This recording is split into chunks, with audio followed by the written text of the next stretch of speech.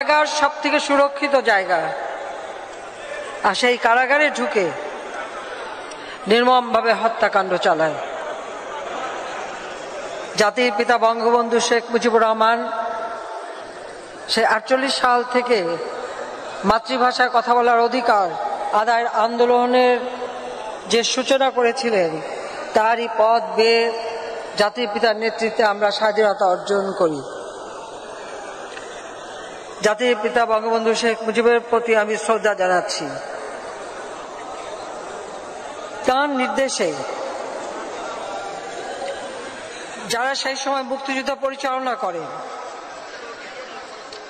কারণ স্বাধীনতা অর্জন হঠাৎ করে হয় না, দীর্ঘ 24 বছর 23 বছর সংগ্রাম এবং 9 মাসের মুক্তিযুদ্ধের মধ্য দিয়েই কিন্তু আমাদের বিজয় অর্জন। কিন্তু তার জন্য অনেক সংগ্রাম, অনেক রক্তত্যাগ আমাদের করতে হয়েছে। জাতির পিতা বঙ্গবন্ধু শেখ মুজিব 25 মার্চ পাকিস্তানি হানাদার বাহিনী যখন গণহত্যা শুরু করে, ঠিক তখন স্বাধীনতা ঘোষণা দিয়ে সেই 7ই মার্চের ভাষণে যেটা বলেছিলেন যে যার যা কিছু আছে তাই নিয়ে শত্রু মোকাবেলা করতে হবে। এবং 7ই মার্চের ভাষণে এবারের সংগ্রাম আমাদের মুক্তির সংগ্রাম, এবারের সংগ্রাম স্বাধীনতা সংগ্রাম যে ঘোষণা দিয়েছিলেন, এবং সেই নির্দেশনা মেনেই এদেশের মানুষ অস্ত্র তুলে নেয়।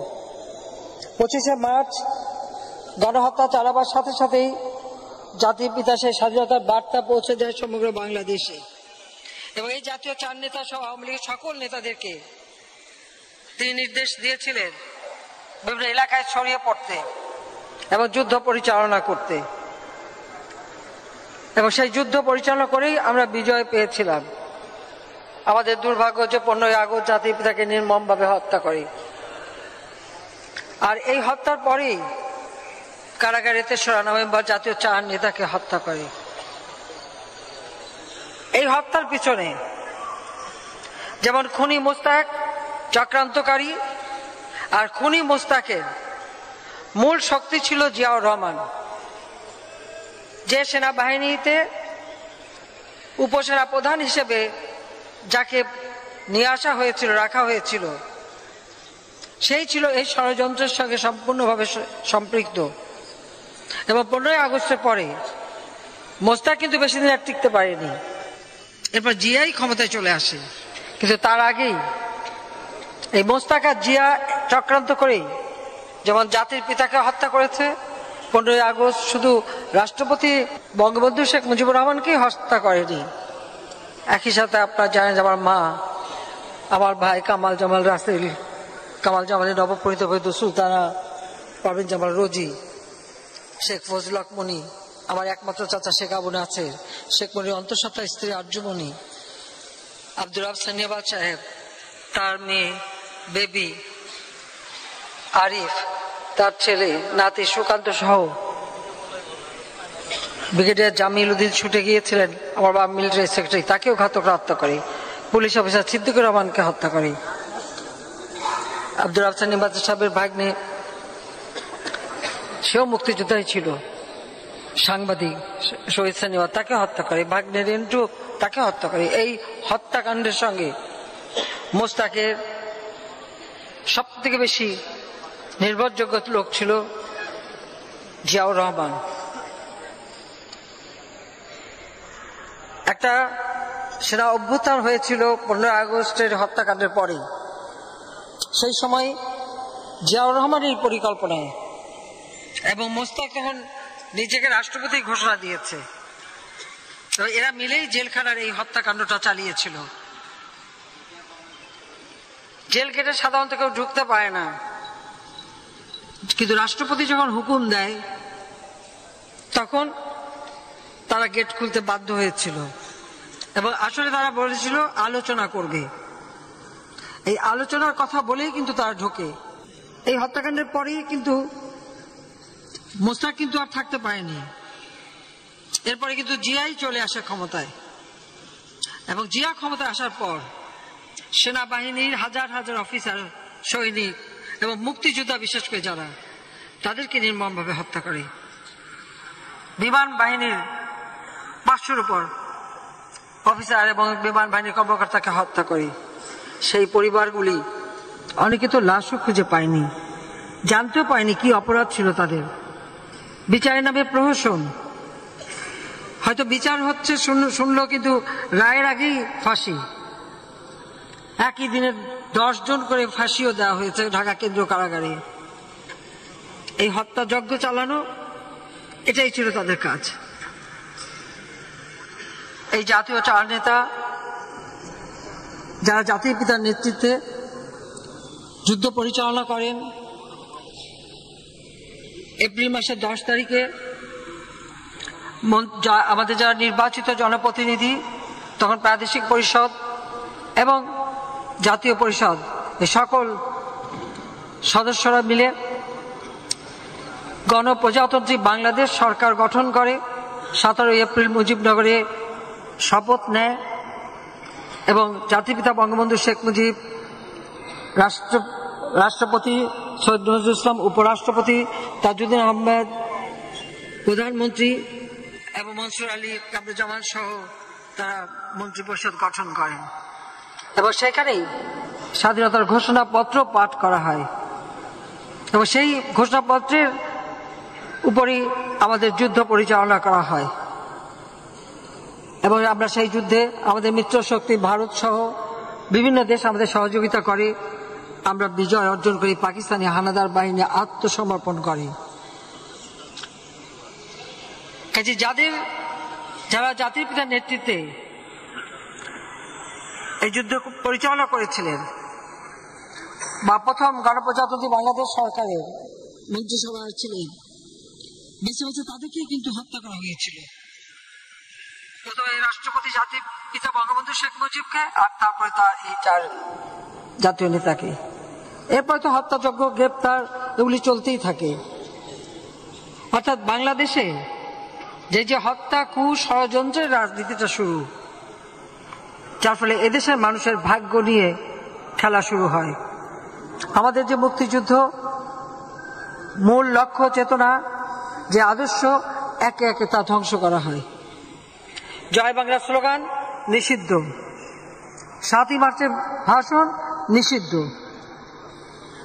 জিয়াউর রহমান মুক্তিযোদ্ধা কথায় বলে, সে যদি সত্যিকার প্রকৃত মুক্তিযোদ্ধা হতো তাহলে জয় বাংলা স্লোগান তার আমলে নিষিদ্ধ হয় কেন? যে 7ই মার্চের ভাষণ এই বাঙালিকে উদ্বুদ্ধ করেছিল মুক্তিযুদ্ধে প্রস্তুতি নেবার জন্য, গেরিলা যুদ্ধের প্রস্তুতি নেবার জন্য, যে ভাষণ আজকে সারা বিশ্বে আন্তর্জাতিক প্রামাণ্য দলিলে স্থান পেয়েছে, ইউনেস্কো কর্তৃক জাতিসংঘ স্বীকৃতি দিয়েছে, ওই ভাষণও নিষিদ্ধ করে দিয়েছিল। কাজে এরা যে স্বাধীনতার সম্পূর্ণ চেতনাটাকে নষ্ট করতে চেয়েছিল, লাখো শহীদের আত্মত্যাগকে এরা অস্বীকার করতে চেয়েছিল। এমনকি জাতির পিতাকে হত্যার পর বাংলাদেশের নামটাও পরিবর্তন করেছিল, কিন্তু দেশের মানুষ সেটা মেনে নেয়নি। কিন্তু রেডিও বা টেলিভিশন বা সবকিছু নাম কিন্তু পরিবর্তন করে সেই পাকিস্তানি কায়দায় নাম রাখা হয়েছিল, যা আমরা আওয়ামী লীগ সরকার এসে সেগুলি আবার নতুন বা সংশোধন করে, যেটা স্বাধীনতার পর করা হয়েছিল, আবার সেইভাবে করি।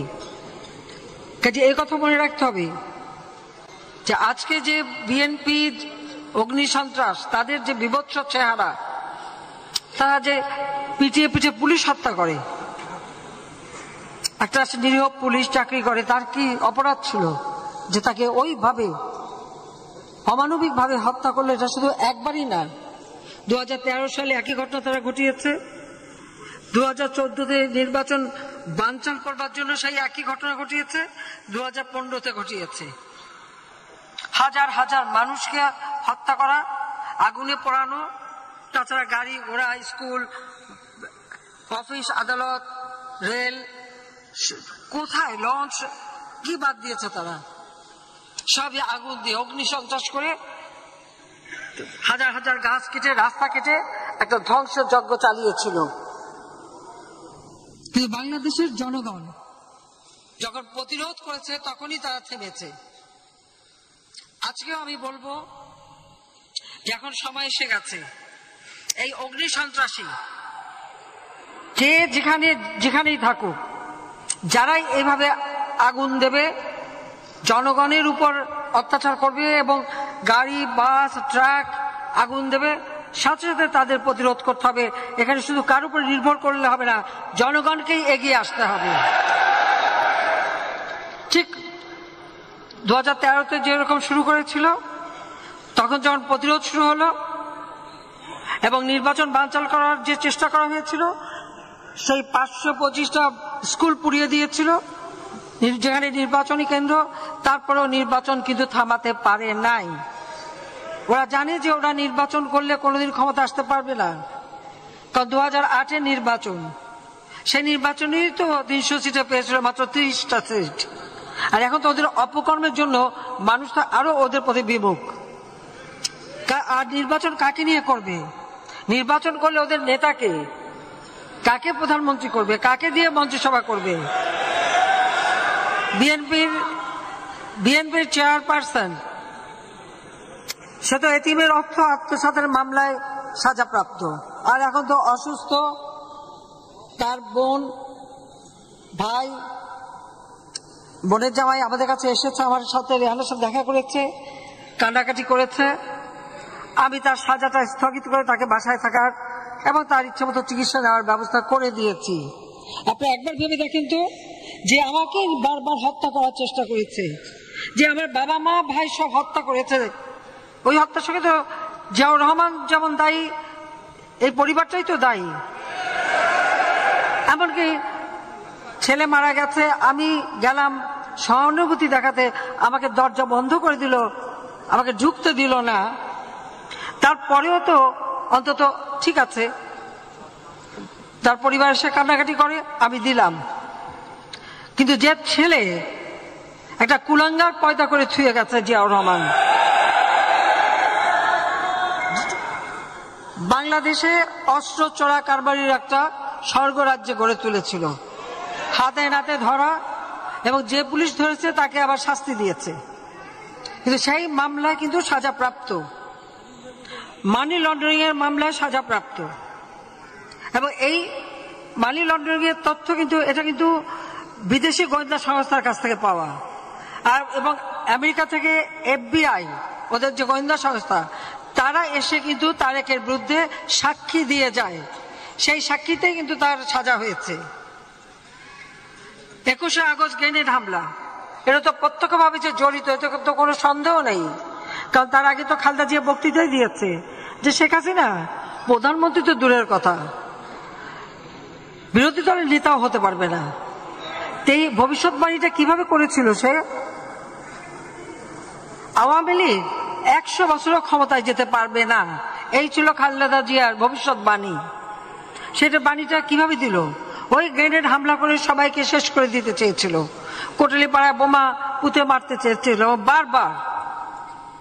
এরা তো খুন করা ছাড়া আর কিছুই বোঝে না, আর কিছুই জানে না। তো তারেক যে এখন শুধু তাই না, 2007 সালে তত্ত্বাবধায়ক সরকার আসলে সেখানে মুচলেখা দেয় যে আর কোনদিন রাজনীতি করবে না, এই মুচলেখা দিয়ে চলে যায়। এবং সেখানে যে এখন শোনা যায় যে জুয়া খেলে বলে কোটি কোটি টাকা কামাই করে, কোটি কোটি পাউন্ড কামাই করে। এটাই নাকি, এই জুয়া খেলাই নাকি তার সব থেকে মানে ইনকাম, সোর্স অফ ইনকাম। ওখানে বসে আমরা তো ডিজিটাল বাংলাদেশ করে দিয়েছি, আর ওখান থেকে বসেই নির্দেশ দেয়, পড়াও, চালাও, মানুষ খুন করো, এইগুলি তাদের কথা। এবং এইভাবেই একটা সাজাপ্রাপ্ত আসামি, কাজে বিএনপি জানে যে তাদের ওই সাজাপ্রাপ্ত আসামিকে ভারপ্রাপ্ত চেয়ারম্যান করেছে। কেন? বিএনপিতে আর কোনো নেতা ছিল না, অন্তত যারা অন্তত লেখাপড়ায় সব দিক দিয়ে একটু ভালো, সেটা করতে পারে নাই। ওই সাজাপ্রাপ্ত আসামি, যে কারণে তারা ইলেকশন চায় না, ইলেকশন বন্ধ করে দিয়ে একটা অস্বাভাবিক পরিস্থিতি করতে চায়। কোন কোন মহল থেকে তারা যথেষ্ট এটা উস্কানিও পায়। আজকে বাসে আগুন দিয়েছে, হেল্পার তার মধ্যে ঘুমিয়েছিল, সেই ঘুমন্ত মানুষটাকে পুড়িয়ে মেরেছে। আমাদের আওয়ামী লীগের মহিলা নেতা কর্মীর উপরে হামলা করেছে। আমরা তাদের সেই চেহারা 2001-এর পরেও দেখেছি। কিভাবে এই হত্যাকাণ্ড তারা চালালো।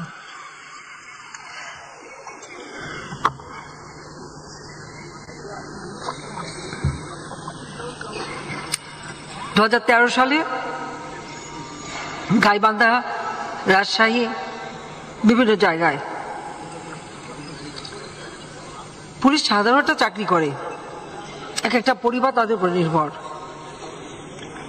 তারা তো মানুষকে সহযোগিতা করার জন্য যে এবারে যেভাবে মেরেছে আপনারা দেখেছেন, মাথার হেলমেটটা পর্যন্ত খুলে নিয়ে কোপালো। এরা কি মানুষ? এদের মধ্যে কি কোনো মনুষ্যত্ব বোধ আছে?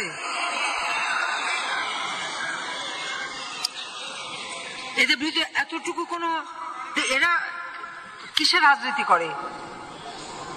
যারা মানুষ পুড়িয়ে হত্যা করে তারা কি রাজনীতি করে সেটা আমার প্রশ্ন। কার জন্য রাজনীতি? কার স্বার্থে রাজনীতি? আর এরা দেশের ক্ষমতায় যখন ছিল তখন আমাদের হাজার হাজার নেতা কর্মী হত্যা করেছে, নির্যাতন করেছে, জেলে পুড়েছে। আমরা তারপরেও জনগণের সমর্থন নিয়ে সরকার এসেছি। আমরা যা ওয়াদা দিই আমরা ওয়াদা রাখি। আমরা দিয়েছিলাম দিন বদলের সনদ। 2021 সালের মধ্যে বাংলাদেশ উন্নয়নশীল দেশের মর্যাদা পেয়েছে।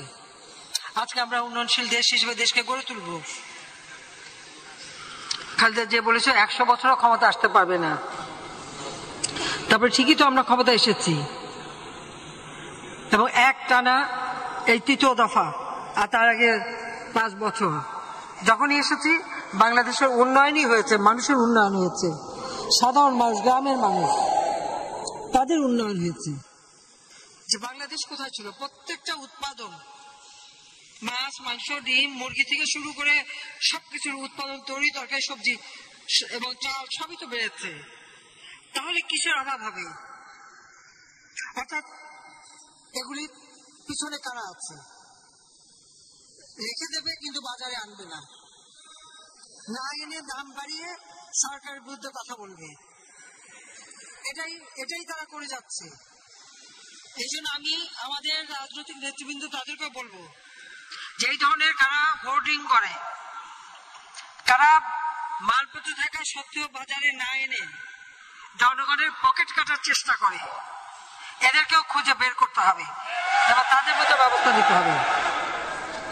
উৎপাদন এতটুকু কমেনি, সেটা আলু বলেন, পেঁয়াজ বলেন, চাল বলেন, ডাল বলেন, সবই কিন্তু আমরা উৎপাদন বাড়িয়েছি। আর যেগুলি আমাদের দেশে উৎপাদন হয় না, আজকে সারা বিশ্বব্যাপী ইউক্রেন যুদ্ধ, সারা বিশ্বব্যাপী যে অবস্থার সৃষ্টি, তার ফলে সব জায়গায় জিনিসের দাম বেড়ে গেছে। সেই অতিরিক্ত দাম দিয়েই কিন্তু আমরা কিনে নিয়ে আসছি, কিন্তু সেটা মানুষের কাছে পৌঁছাবে না কেন? সেটা আমার প্রশ্ন। তার উপরে এদের এই জুলুম অত্যাচার এখন আবার অবরোধ দিয়েছে। আপনাদের মনে আছে এর আগে অবরোধ দিয়েছিল? অবরোধ দিয়ে খালেদা জিয়া তার অফিসে বসে থাকতো, সাথে তাদের প্রায় 60-62 জন নেতা নিয়ে তারাই কিন্তু অবরুদ্ধ হয়েছিল শেষ পর্যন্ত। মানুষ কিন্তু সেই অবরোধ আর মানে নাই। আজকে আপনারা দেখেন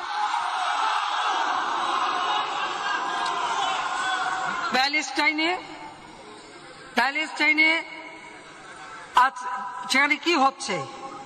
হাসপাতালে বোমা মেরেছে। ব্যাপটিস্ট হাসপাতাল, যেখানে মা ভেবেছে আমার বাচ্চাকে নিয়ে ওখানে থাকলে বোধহয় নিরাপদ থাকবো, অথচ ইসরায়েলটা তা সেখানেই বোম্বিং করেছে।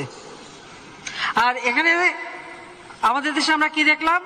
এই বিএনপি জামাত পুলিশ হাসপাতাল, সেই পুলিশ হাসপাতালে যে তারা সেখানে আগুন দেয়, অ্যাম্বুলেন্স পোড়ায়, ভাঙচুর করে,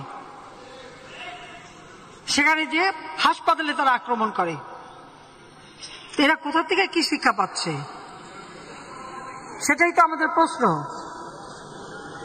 আমরা যখন সারা বিশ্বে কোথাও কোনো কিছু নির্যাতন হলো আমরা পাশে দাঁড়াই। এই প্যালেস্টাইনি শিশু, নারী, তাদের জন্য আমরা ঔষধ, খাবার, বাচ্চাদের জিনিসপত্র, নারীদের জিনিসপত্র আমরা পাঠিয়েছি, কিন্তু সেগুলি ঢুকতে দিচ্ছে না। আমরা ইজিপ্টে রাখার জায়গায় সেখানে রেখেছি, ধীরে ধীরে যাবে। আমরা যখন এইভাবে শুধু বাংলাদেশে না, সাধারণ সেই আমাদের ফিলিস্তিনি জনগণের পাশে দাঁড়াই, এদের মুখে কিন্তু তখন এই ব্যাপারে কোনো একটা কথা নেই। শুনেছেন কেউ এই যে ফিলিস্তিনি জনগণের উপর যে অত্যাচার, গুলি, বোমা, শিশু হত্যা, নারী হত্যা, সেই রক্তাক্ত শিশু, তারা কি একটা প্রতিবাদ করেছে? করে নাই। তাহলে কাদের দাবিদারি করে, কাদের পদলেহন করে লাফালাফি করে, সেটাই প্রশ্ন। এটা ভুললে চলবে না যে বাংলাদেশ স্বাধীন হয়েছে, অনেক দেশ বাংলাদেশের বিরুদ্ধে ছিল, কিন্তু বাংলাদেশের জনগণই সমস্ত ক্ষমতা রাখে। এই বাংলাদেশের জনগণই কিন্তু এই দেশ স্বাধীন করে অস্ত্র হাতে তুলে নিয়ে। তা আজকে এখানে যারা ওই স্বাধীনতা বিরোধী, মুক্তিযুদ্ধের চেতনা বিরোধী, আমাদের স্বাধীনতার আদর্শ বিরোধী, যখন বাংলাদেশটা উন্নত হয়েছে, সারা বিশ্বে উন্নয়নের মডেল হিসেবে স্বীকৃতি পাচ্ছে, মর্যাদা পাচ্ছে, যখন আমাদের দেশের মানুষের ক্রয় ক্ষমতা বেড়েছে, উৎপাদন বেড়েছে, মানুষের জীবনে একটু স্বস্তির সময় এসেছে, তখনই তারা অস্বস্তিতে ভোগে। অর্থাৎ মানুষ ভালো থাকলে ওদের মনে জ্বালা হয়, ওই বিএনপি জামাত এদের যন্ত্রণা হয়। মানুষ শান্তিতে স্বস্তিতে থাকলে ওদের সেটা পছন্দ হয় না। ওরা মানুষের জীবন নিয়ে ছিনিমিনি খেলে, যে কারণে এরা এই জ্বালাও পোড়াও অগ্নি সন্ত্রাস করে বেড়াচ্ছে।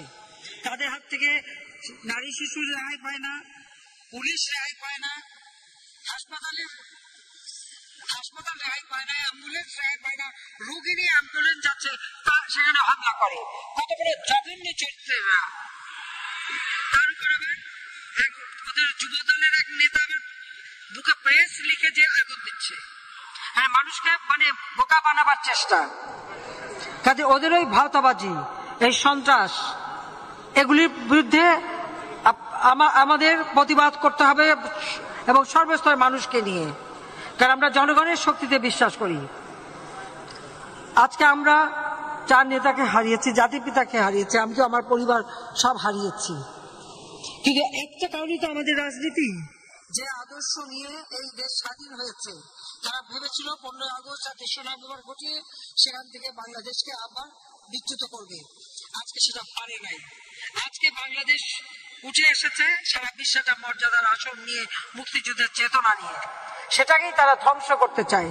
সেই জন্যই আওয়ামী লীগের নেতা কর্মী যে যেখানে আছে, আমাদের সমস্ত সহযোগী সংগঠন, সবাইকে যার যার এলাকা, সকলেই এমন ভাবে আপনাদের সংগঠিত হতে হবে যেন ওই অবরোধ আর অগ্নি সন্ত্রাস করার জন্য একটাও পার না পায়।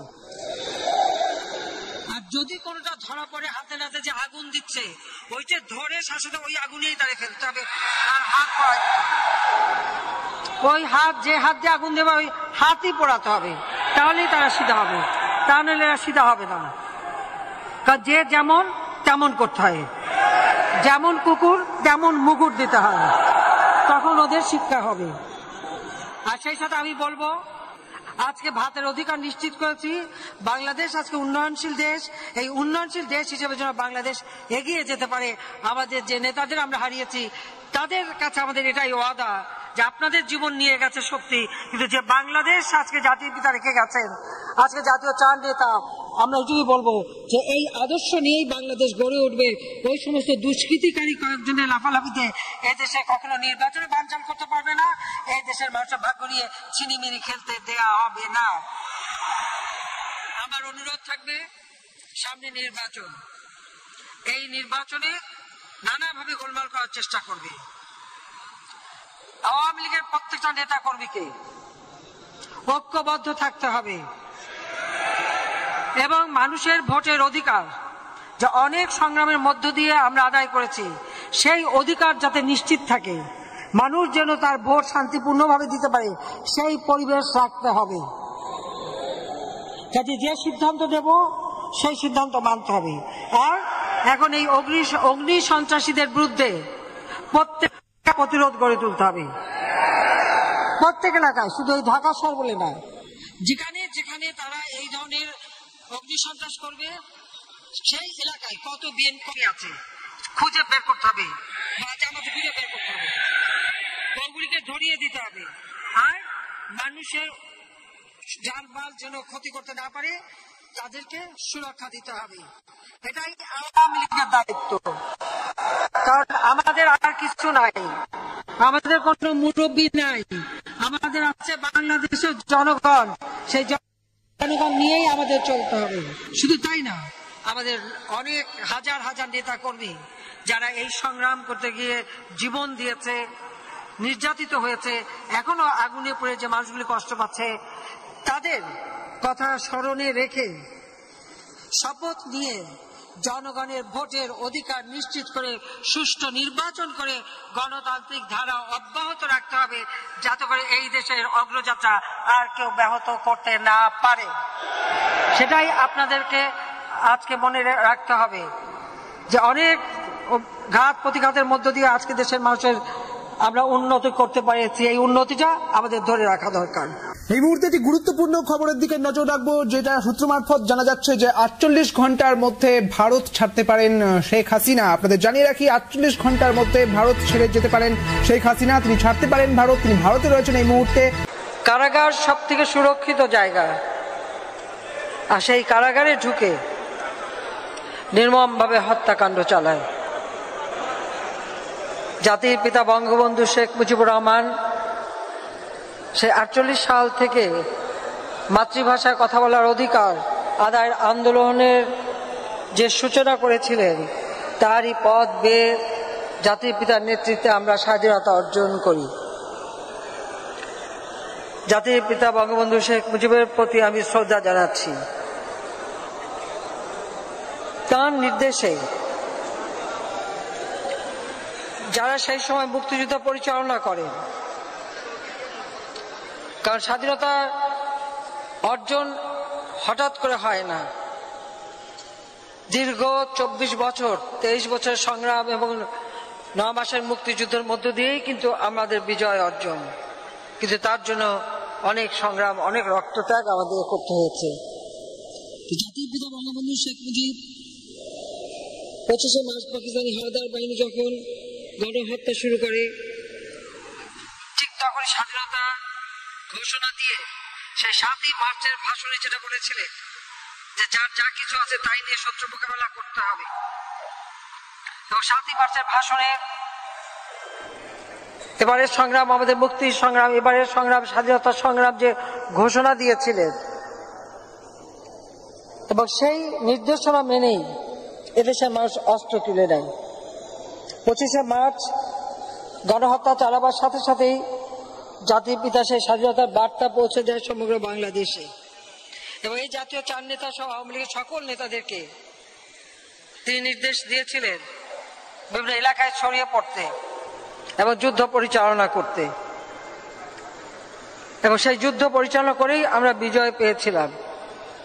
আমাদের দুর্ভাগ্য যে 15ই আগস্ট জাতির পিতাকে নির্মমভাবে হত্যা করে, আর এই হত্যার পরেই কারাগারে 3রা নভেম্বর জাতীয় 4 নেতাকে হত্যা করে। এই হত্যার পিছনে যেমন খুনি মোস্তাক চক্রান্তকারী, আর খুনি মোস্তাকের মূল শক্তি ছিল জিয়াউর রহমান, যে সেনাবাহিনীতে উপসেনা প্রধান হিসেবে যাকে নিয়ে আসা হয়েছিল, রাখা হয়েছিল, সেই ছিল এই ষড়যন্ত্রের সঙ্গে সম্পূর্ণভাবে সম্পৃক্ত। এবং 15ই আগস্টের পরে মোস্তাক কিন্তু বেশি দিন আর টিকতে পারেনি, এরপর জিয়াই ক্ষমতায় চলে আসে।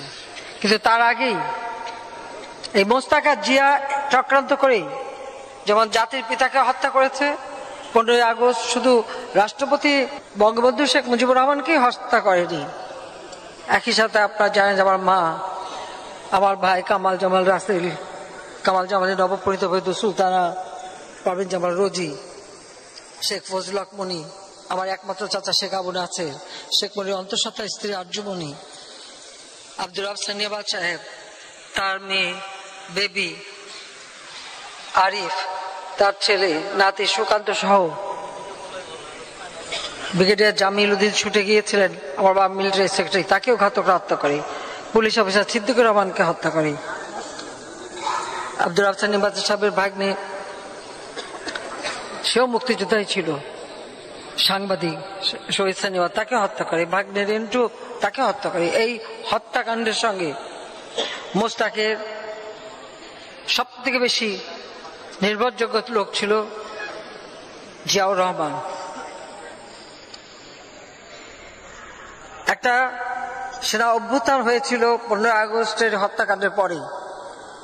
সেই সময় জিয়াউর রহমানের পরিকল্পনায়, এবং মোস্তাক তখন নিজেকে রাষ্ট্রপতি ঘোষণা দিয়েছে, এরা মিলেই জেলখানার এই হত্যাকাণ্ডটা চালিয়েছিল। জেল গেটে সাধারণত কেউ ঢুকতে পারে না, কিন্তু রাষ্ট্রপতি যখন হুকুম দেয় তখন তারা গেট খুলতে বাধ্য হয়েছিল। এবং আসলে তারা বলেছিল আলোচনা করবে, এই আলোচনার কথা বলেই কিন্তু তারা ঢোকে। এই হত্যাকাণ্ডের পরেই কিন্তু মোস্তাক কিন্তু আর থাকতে পারেনি। এরপরে কিন্তু জিয়াই চলে আসে ক্ষমতায়, এবং জিয়া ক্ষমতায় আসার পর সেনাবাহিনীর হাজার হাজার অফিসার, সৈনিক এবং মুক্তিযোদ্ধা, বিশেষ করে যারা, তাদেরকে নির্মমভাবে হত্যা করে। বিমান বাহিনীর 500-র উপর অফিসার এবং বিমান বাহিনীর কর্মকর্তাকে হত্যা করে। সেই পরিবারগুলি অনেকে তো লাশও খুঁজে পায়নি, জানতেও পায়নি কি অপরাধ ছিল তাদের। বিচারের নামে প্রহসন, হয়তো বিচার হচ্ছে শুনলো, কিন্তু রায়ের আগেই ফাঁসি। একই দিনে 10 জন করে ফাঁসিও দেওয়া হয়েছে ঢাকা কেন্দ্রীয় কারাগারে। এই হত্যাযজ্ঞ চালানো, এটাই ছিল তাদের কাজ। এই জাতীয় 4 নেতা, যারা জাতির পিতার নেতৃত্বে যুদ্ধ পরিচালনা করেন, এপ্রিল মাসের 10 তারিখে আমাদের যারা নির্বাচিত জনপ্রতিনিধি, তখন প্রাদেশিক পরিষদ এবং জাতীয় পরিষদ, এই সকল সদস্যরা মিলে গণপ্রজাতন্ত্রী বাংলাদেশ সরকার গঠন করে। 17 এপ্রিল মুজিবনগরে শপথ নেয়, এবং জাতিপিতা বঙ্গবন্ধু শেখ মুজিব, রাষ্ট্রপতি সৈয়দ নজরুল ইসলাম, উপরাষ্ট্রপতি তাজউদ্দিন আহমেদ, প্রধানমন্ত্রী এবং মনসুর আলী কামরুজ্জামান সহ তারা মন্ত্রিপরিষদ গঠন করেন। এবং সেখানেই স্বাধীনতার ঘোষণাপত্র পাঠ করা হয়, এবং সেই ঘোষণাপত্রের উপরই আমাদের যুদ্ধ পরিচালনা করা হয়। এবং আমরা সেই যুদ্ধে আমাদের মিত্র শক্তি ভারত সহ বিভিন্ন দেশ আমাদের সহযোগিতা করে, আমরা বিজয় অর্জন করি। পাকিস্তানি হানাদার বাহিনী আত্মসমর্পণ করে। কাজে যারা জাতির পিতার নেতৃত্বে এই যুদ্ধ পরিচালনা করেছিলেন, বা প্রথম গণপ্রজাতন্ত্রী বাংলাদেশ সরকারের মন্ত্রিসভায় ছিলেন, বেছে বেছে তাদেরকেই কিন্তু হত্যা করা হয়েছিল। প্রথমে রাষ্ট্রপতি জাতির পিতা বঙ্গবন্ধু শেখ মুজিবকে, আর তারপরে তার এই 4 জাতীয় নেতাকে। এরপরে তো হত্যাযজ্ঞ, গ্রেপ্তার, এগুলি চলতেই থাকে। অর্থাৎ বাংলাদেশে যে হত্যা, ষড়যন্ত্রের রাজনীতিটা শুরু, যার ফলে এদেশের মানুষের ভাগ্য নিয়ে খেলা শুরু হয়। আমাদের যে মুক্তিযুদ্ধ, মূল লক্ষ্য, চেতনা, যে আদর্শ, একে একে তা ধ্বংস করা হয়। জয় বাংলা স্লোগান নিষিদ্ধ, 7ই মার্চের ভাষণ নিষিদ্ধ। জিয়াউর রহমান মুক্তিযোদ্ধা কথায় বলে, সে যদি সত্যিকার প্রকৃত মুক্তিযোদ্ধা হতো, তাহলে জয় বাংলা স্লোগান তার আমলে নিষিদ্ধ হয় কেন?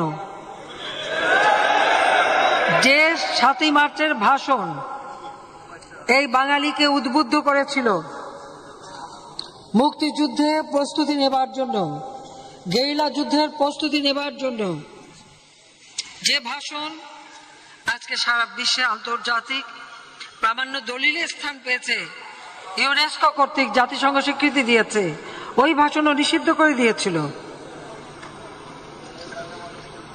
কাজে এরা যে স্বাধীনতার সম্পূর্ণ চেতনাটাকে নষ্ট করতে চেয়েছিল, লাখো শহীদের আত্মত্যাগকে এরা অস্বীকার করতে চেয়েছিল। এমনকি জাতির পিতাকে হত্যার পর বাংলাদেশের নামটাও পরিবর্তন করেছিল, কিন্তু দেশের মানুষ সেটা মেনে নেয়নি। কিন্তু রেডিও বা টেলিভিশন বা সবকিছু নাম কিন্তু পরিবর্তন করে সেই পাকিস্তানি কায়দায় নাম রাখা হয়েছিল, যা আমরা আওয়ামী লীগ সরকার এসে সেগুলি আবার নতুন বা সংশোধন করে যেটা স্বাধীনতার পর করা হয়েছিল আমরা সেইভাবে করি। কাজে এই কথা মনে রাখতে হবে যে আজকে যে বিএনপি অগ্নি সন্ত্রাস, তাদের যে বিভৎস চেহারা, তারা যে পিটিয়ে পিটিয়ে পুলিশ হত্যা করে, একটা নিরীহ পুলিশ চাকরি করে, তার কি অপরাধ ছিল যে তাকে ওইভাবে অমানবিক ভাবে হত্যা করলো? এটা শুধু একবারই না, 2013 সালে একই ঘটনা তারা ঘটিয়েছে, 2014-তে নির্বাচন বানচাল করবার জন্য সেই একই ঘটনা ঘটিয়েছে, 2015-তে ঘটিয়েছে। হাজার হাজার মানুষকে হত্যা করা, আগুনে পোড়ানো, তাছাড়া গাড়ি ঘোড়া, স্কুল, অফিস, আদালত, রেল, কোথায় লঞ্চ, কি বাদ দিয়েছে তারা? সবই আগুন দিয়ে অগ্নি সন্ত্রাস করে হাজার হাজার গাছ কেটে, রাস্তা কেটে একটা ধ্বংসযজ্ঞ চালিয়েছিল। কিন্তু বাংলাদেশের জনগণ যখন প্রতিরোধ করেছে তখনই তারা থেমেছে। আজকেও আমি বলবো যে এখন সময় এসে গেছে, এই অগ্নি সন্ত্রাসী কে যেখানেই থাকুক, যারাই এভাবে আগুন দেবে, জনগণের উপর অত্যাচার করবে এবং গাড়ি, বাস, ট্রাক আগুন দেবে, সাথে সাথে তাদের প্রতিরোধ করতে হবে। এখানে শুধু কার উপর নির্ভর করলে হবে না, জনগণকেই এগিয়ে আসতে হবে। ঠিক 2013-তে যেরকম শুরু করেছিল, তখন যখন প্রতিরোধ শুরু হলো এবং নির্বাচন বানচাল করার যে চেষ্টা করা হয়েছিল, সেই 525টা স্কুল পুড়িয়ে দিয়েছিল যেখানে নির্বাচনী কেন্দ্র, তারপরেও নির্বাচন কিন্তু থামাতে পারে নাই। ওরা জানে যে ওরা নির্বাচন করলে কোনোদিন ক্ষমতা আসতে পারবে না, কারণ 2008-এর নির্বাচন, সেই নির্বাচনেই তো 300 সিটে পেয়েছিল, মাত্র 30টা সিট। আর এখন তো ওদের অপকর্মের জন্য মানুষ তো আরো ওদের প্রতি বিমুখ। আর নির্বাচন কাকে নিয়ে করবে? নির্বাচন করলে ওদের নেতাকে, কাকে প্রধানমন্ত্রী করবে, কাকে দিয়ে মন্ত্রিসভা করবে?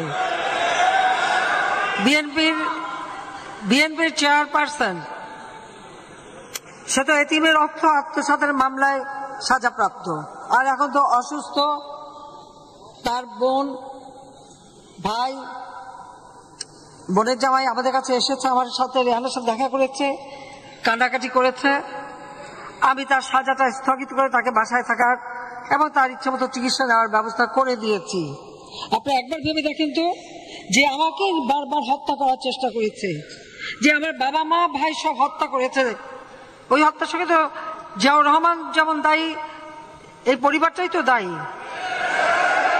এমনকি ছেলে মারা গেছে, আমি গেলাম সহানুভূতি দেখাতে, আমাকে দরজা বন্ধ করে দিল, আমাকে ঢুকতে দিল না। তারপরেও তো অন্তত ঠিক আছে, তার পরিবার এসে কান্নাকাটি করে, আমি দিলাম। কিন্তু যে ছেলে একটা কুলাঙ্গার পয়দা করে ছুঁয়ে গেছে জিয়াউর রহমান, বাংলাদেশে অস্ত্র চোরা কারবারির একটা স্বর্গরাজ্যে গড়ে তুলেছিল, হাতে নাতে ধরা, এবং যে পুলিশ ধরেছে তাকে আবার শাস্তি দিয়েছে। কিন্তু সেই মামলায় কিন্তু সাজাপ্রাপ্ত, মানি লন্ডারিং এর মামলায় সাজাপ্রাপ্ত।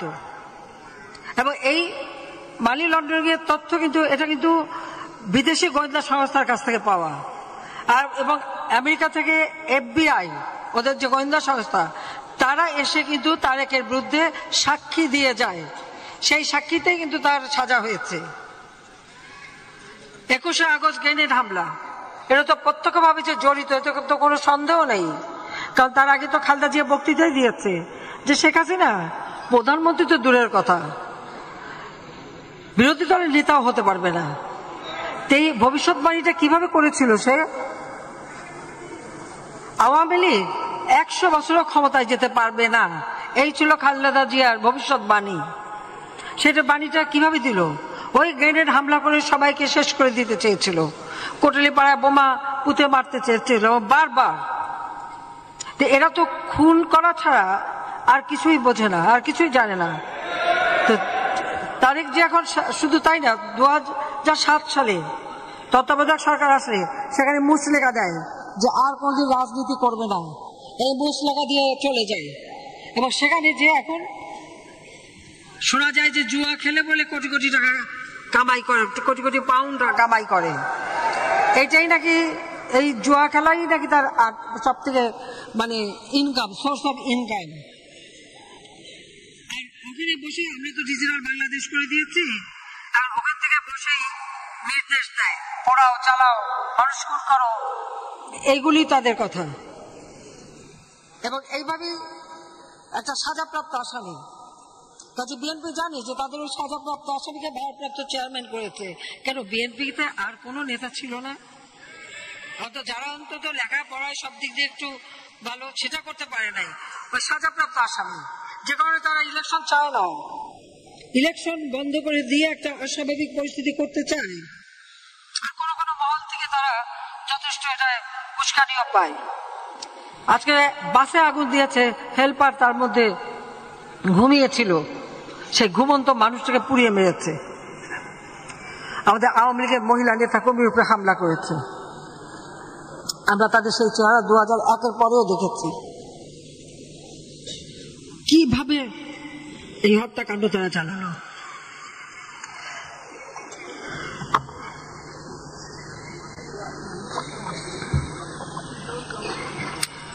2013 সালে গাইবান্ধা, রাজশাহী, বিভিন্ন জায়গায় পুলিশ সাধারণ একটা চাকরি করে, এক একটা পরিবার তাদের উপর নির্ভর। তারা তো মানুষকে সহযোগিতা করার জন্য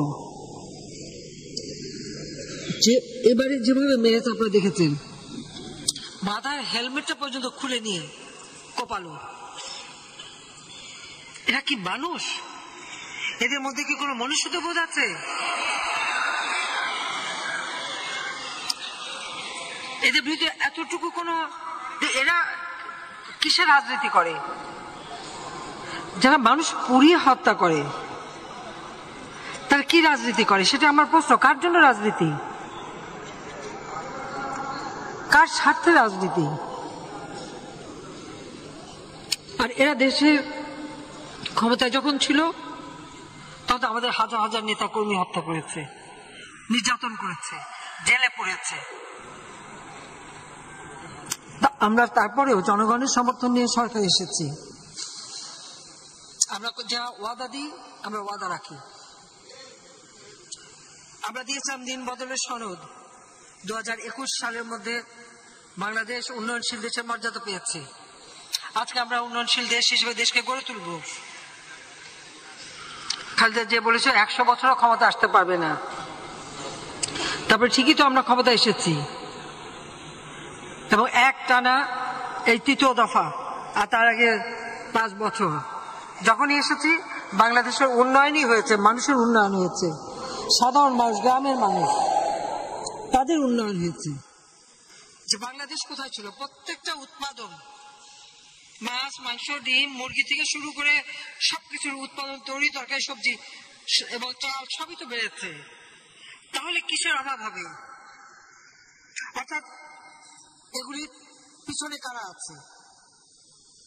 রেখে দেবে কিন্তু বাজারে আনবে না, না এনে দাম বাড়িয়ে সরকারের বিরুদ্ধে কথা বলবে।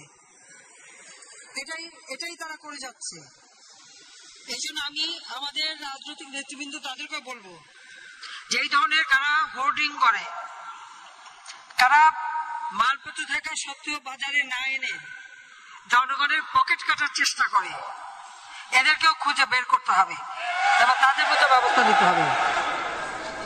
উৎপাদন এতটুকু কমেনি, সেটা আলু বলেন, পেঁয়াজ বলেন, চাল বলেন, ডাল বলেন, সবই কিন্তু আমরা উৎপাদন বাড়িয়েছি। যেগুলি আমাদের দেশে উৎপাদন হয় না, আজকে সারা বিশ্বব্যাপী ইউক্রেন যুদ্ধ, সারা বিশ্বব্যাপী যে অবস্থার সৃষ্টি, তার ফলে সব জায়গায় জিনিসের দাম বেড়ে গেছে।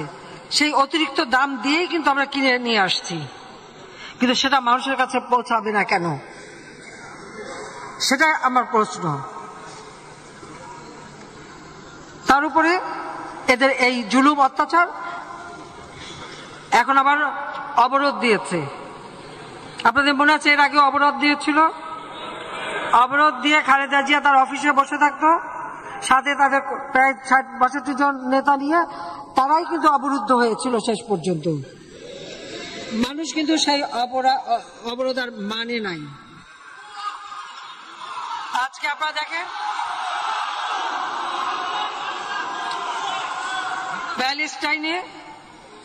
প্যালেস্টাইনে আজ সেখানে কি হচ্ছে? হাসপাতালে বোমা মেরেছে।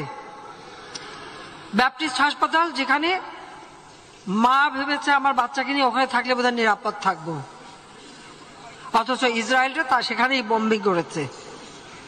আর এখানে আমাদের দেশে আমরা কি দেখলাম? এই বিএনপি জামাত পুলিশ হাসপাতাল, সেই পুলিশ হাসপাতালে যে তারা সেখানে আগুন দেয়, অ্যাম্বুলেন্স পোড়ায়, ভাঙচুর করে, সেখানে যে হাসপাতালে তারা আক্রমণ করে। এরা কোথা থেকে কি শিক্ষা পাচ্ছে? সেটাই তো আমাদের প্রশ্ন। আমরা যখন সারা বিশ্বে কোথাও কোনো কিছু নির্যাতন হলো আমরা পাশে দাঁড়াই। এই প্যালেস্টাইনি শিশু, নারী, তাদের জন্য আমরা ঔষধ, খাবার, বাচ্চাদের জিনিসপত্র, নারীদের জিনিসপত্র আমরা পাঠিয়েছি, কিন্তু সেগুলি ঢুকতে দিচ্ছে না।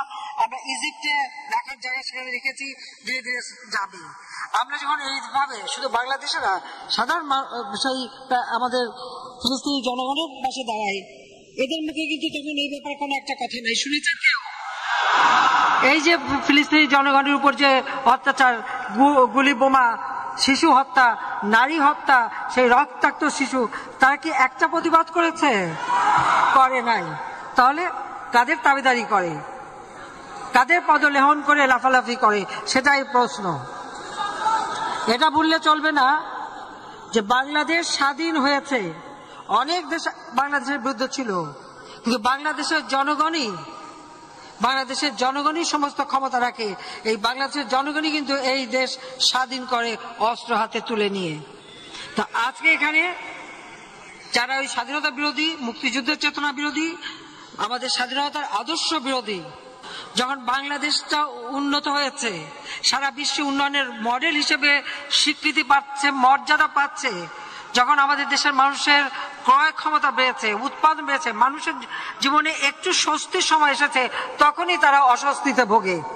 অর্থাৎ মানুষ ভালো থাকলে ওদের মনে জ্বালা হয়, ওই বিএনপি জামাত এদের যন্ত্রণা হয়। মানুষ শান্তিতে স্বস্তিতে থাকলে ওদের সেটা পছন্দ হয় না। ওরা মানুষের জীবন নিয়ে ছিনিমিনি খেলে, যে কারণে এরা এই জ্বালাও পোড়াও অগ্নি সন্ত্রাস করে বেড়াচ্ছে। তাদের হাত থেকে নারী শিশু রেহাই পায় না, পুলিশ রেহাই পায় না, হাসপাতাল রেহাই পায় না, অ্যাম্বুলেন্স রেহাই পায় না, রোগী নিয়ে অ্যাম্বুলেন্স যাচ্ছে সেখানে হামলা করে। কত বড় জঘন্য চলছে এরা। তার উপর আবার ওদের যুবদলের এক নেতা বুকে প্রেস লিখে যে আগুন দিচ্ছে, হ্যাঁ, মানুষকে মানে বোকা বানাবার চেষ্টা। কাজে ওদের ওই ভাওতাবাজি, এই সন্ত্রাস, এগুলির বিরুদ্ধে আমাদের প্রতিবাদ করতে হবে, এবং সর্বস্তরের মানুষকে নিয়ে, কারণ আমরা জনগণের শক্তিতে বিশ্বাস করি। আজকে আমরা 4 নেতাকে হারিয়েছি, জাতির পিতাকে হারিয়েছি, আমি তো আমার পরিবার সব হারিয়েছি, কিন্তু একটা কারণে তো আমাদের রাজনীতি, যে আদর্শ নিয়ে এই দেশ স্বাধীন হয়েছে। তারা ভেবেছিল 15 আগস্ট আর 3 নভেম্বর ঘটিয়ে সেখান থেকে বাংলাদেশকে আবার বিচ্যুত করবে। আজকে সেটা পারে নাই।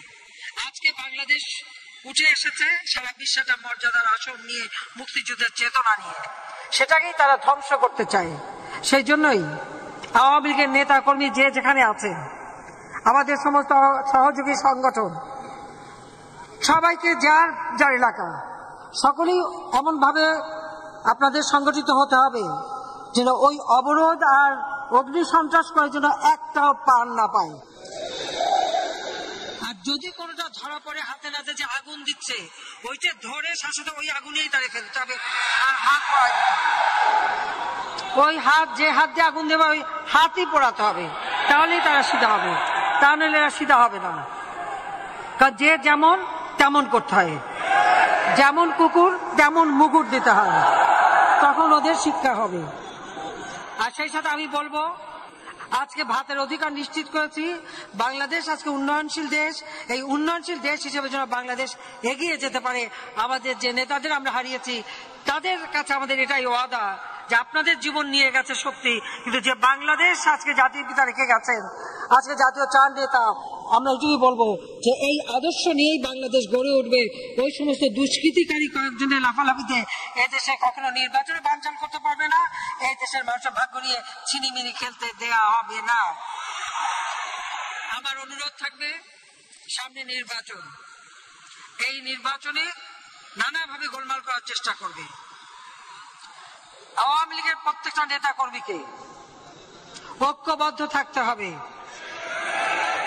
এবং মানুষের ভোটের অধিকার যা অনেক সংগ্রামের মধ্য দিয়ে আমরা আদায় করেছি, সেই অধিকার যাতে নিশ্চিত থাকে, মানুষ যেন তার ভোট শান্তিপূর্ণভাবে দিতে পারে, সেই পরিবেশ রাখতে হবে। কাজে যে সিদ্ধান্ত দেব সেই সিদ্ধান্ত মানতে হবে। আর এখন এই অগ্নি সন্ত্রাসীদের বিরুদ্ধে প্রত্যেক প্রতিরোধ গড়ে তুলতে হবে, প্রত্যেক এলাকায়, শুধু এই ঢাকা শহর বলে না, যেখানে যেখানে তারা এই ধরনের অগ্নি সন্ত্রাস করবে সেই এলাকায় কত বিএনপি আছে খুঁজে বের করতে হবে, জামাত খুঁজে বের করতে হবে, ওগুলিকে ধরিয়ে দিতে হবে। আর মানুষের যানবাহন যেন ক্ষতি করতে না পারে তাদেরকে সুরক্ষা দিতে হবে। এটাই আওয়ামী লীগের দায়িত্ব। কারণ আমাদের আর কিছু নাই, আমাদের কোনো মুরব্বী নাই, আমাদের আছে বাংলাদেশের জনগণ। সেই জনগণ নিয়েই আমাদের চলতে হবে। শুধু তাই না, আমাদের অনেক হাজার হাজার নেতা কর্মী যারা এই সংগ্রাম করতে গিয়ে জীবন দিয়েছে, নির্যাতিত হয়েছে, এখনো আগুনে পড়ে যে মানুষগুলি কষ্ট পাচ্ছে, তাদের কথা স্মরণে রেখে শপথ নিয়ে জনগণের ভোটের অধিকার নিশ্চিত করে সুষ্ঠু নির্বাচন করে গণতান্ত্রিক ধারা অব্যাহত রাখতে হবে, যাতে করে এই দেশের অগ্রযাত্রা আর কেউ ব্যাহত করতে না পারে। সেটাই আপনাদেরকে আজকে মনে রাখতে হবে যে অনেক ঘাত প্রতিঘাতের মধ্য দিয়ে আজকে দেশের মানুষের আমরা উন্নতি করতে পেরেছি, এই উন্নতিটা আমাদের ধরে রাখা দরকার। এই মুহূর্তে একটি গুরুত্বপূর্ণ খবরের দিকে নজর রাখবো, যেটা সূত্র মারফত জানা যাচ্ছে যে 48 ঘন্টার মধ্যে ভারত ছাড়তে পারেন শেখ হাসিনা। আপনাদের জানিয়ে রাখি, 48 ঘন্টার মধ্যে ভারত ছেড়ে যেতে পারেন শেখ হাসিনা। তিনি ছাড়তে পারেন ভারত, তিনি ভারতে রয়েছেন এই মুহূর্তে। কারাগার সব থেকে সুরক্ষিত জায়গা, আর সেই কারাগারে ঢুকে নির্মমভাবে হত্যাকাণ্ড চালায় জাতির পিতা বঙ্গবন্ধু শেখ মুজিবুর রহমান। সে 48 সাল থেকে মাতৃভাষায় কথা বলার অধিকার আদায়ের আন্দোলনের যে সূচনা করেছিলেন, তারই পথ বেয়ে জাতির পিতার নেতৃত্বে আমরা স্বাধীনতা অর্জন করি। জাতির পিতা বঙ্গবন্ধু শেখ মুজিবের প্রতি আমি শ্রদ্ধা জানাচ্ছি। তার নির্দেশে যারা সেই সময় মুক্তিযুদ্ধ পরিচালনা করেন, কারণ স্বাধীনতা অর্জন হঠাৎ করে হয় না, দীর্ঘ 24 বছর 23 বছর সংগ্রাম এবং 9 মাসের মুক্তিযুদ্ধের মধ্য দিয়েই কিন্তু আমাদের বিজয় অর্জন। কিন্তু তার জন্য অনেক সংগ্রাম, অনেক রক্তত্যাগ আমাদের করতে হয়েছে। জাতির পিতা বঙ্গবন্ধু শেখ মুজিব 25শে মার্চ পাকিস্তানি হানাদার বাহিনী যখন গণহত্যা শুরু করে, ঠিক তখন স্বাধীনতা ঘোষণা দিয়ে সেই 7ই মার্চের ভাষণে যেটা বলেছিলেন যে যার যা কিছু আছে তাই নিয়ে শত্রু মোকাবেলা করতে হবে, এবং 7ই মার্চের ভাষণে এবারের সংগ্রাম আমাদের মুক্তির সংগ্রাম, এবারের সংগ্রাম স্বাধীনতার সংগ্রাম যে ঘোষণা দিয়েছিলেন, এবং সেই নির্দেশনা মেনেই এদেশের মানুষ অস্ত্র তুলে নেয়। 25শে মার্চ গণহত্যা চালাবার সাথে সাথেই জাতির পিতা সেই স্বাধীনতার বার্তা পৌঁছে যায় সমগ্র বাংলাদেশে, এবং এই জাতীয় চার নেতা সহ আওয়ামী লীগের সকল নেতাদেরকে তিনি নির্দেশ দিয়েছিলেন বিভিন্ন এলাকায় ছড়িয়ে পড়তে এবং যুদ্ধ পরিচালনা করতে, এবং সেই যুদ্ধ পরিচালনা করেই আমরা বিজয় পেয়েছিলাম। আমাদের দুর্ভাগ্য যে 15ই আগস্ট জাতির পিতাকে নির্মমভাবে হত্যা করে, আর এই হত্যার পরেই কারাগারে ৩রা নভেম্বর জাতীয় ৪ নেতাকে হত্যা করে। এই হত্যার পিছনে যেমন খুনি মোস্তাক চক্রান্তকারী, আর খুনি মোস্তাকের মূল শক্তি ছিল জিয়াউর রহমান, যে সেনাবাহিনীতে উপসেনা প্রধান হিসেবে যাকে নিয়ে আসা হয়েছিল, রাখা হয়েছিল, সেই ছিল এই ষড়যন্ত্রের সঙ্গে সম্পূর্ণভাবে সম্পৃক্ত। এবং 15ই আগস্টের পরে মোস্তাক কিন্তু বেশি দিন আর টিকতে পারেনি, এরপর জিয়াই ক্ষমতায় চলে আসে। কিন্তু তার আগেই এই মোস্তাক আর জিয়া চক্রান্ত করে যেমন জাতির পিতাকে হত্যা করেছে, 15ই আগস্ট শুধু রাষ্ট্রপতি বঙ্গবন্ধু শেখ মুজিবুর রহমানকেই হত্যা করেনি, একই সাথে আপনারা জানেন যে আমার মা, আমার ভাই কামাল জামাল রাসেল, কামাল জামালের নবপরিণীত বধূ সুলতানা পারভিন জামাল রোজি, শেখ ফজলুল হক মনি, আমার একমাত্র চাচা শেখ আবু নাসের, শেখ মনির অন্তঃসত্ত্বা স্ত্রী আরজুমনি, আব্দুর রব সানিয়াবাদ সাহেব, তার মেয়ে বেবি আরিফ, তার ছেলে নাতি সুকান্ত সহ ব্রিগেডিয়ার জামিল উদ্দিন ছুটে গিয়েছিলেন, আমার বাবা মিলিটারি সেক্রেটারি, তাকেও ঘাতকরা হত্যা করে। পুলিশ অফিসার সিদ্দিকুর রহমানকে হত্যা করে। আব্দুর রব সানিয়াবাদ সাহেবের ভাগ্নে,